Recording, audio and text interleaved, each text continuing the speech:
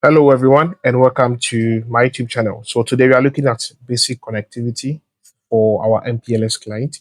So we are the branch and then we'll first check the BGP peering to see if it's up. So what you can do is that you run show BGP IPv4 unicast what else summary.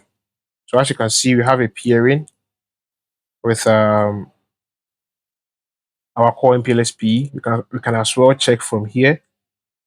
So show BGP, VPN v4, unicast, VRF, or unicast or summary. And as you can see, we have a peering with 80.2, which happens to be our branch. So now let's check connectivity. So if we can ping our gateway, so we have 10.22.80.1. We have connectivity, and then let's see if we can reach our head office. So show IP interface brief. And remember, we have this interface advertised in BGP. So we can just check from here, show run, pipe section BGP. As you can see, we are advertising that network into BGP. So when we show IP routes on our branch office, we should see the IP address for our head office received through BGP.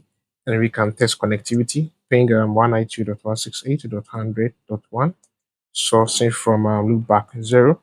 And as you can see, we have connectivity. We can do a trace route to 192.168.100.1, sourcing from loopback 0, numeric, loopback 0, numeric.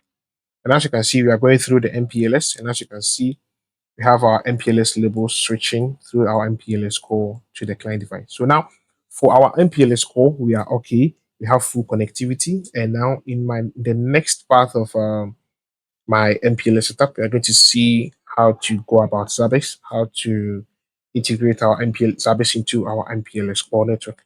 So thank you for watching this video and see you in my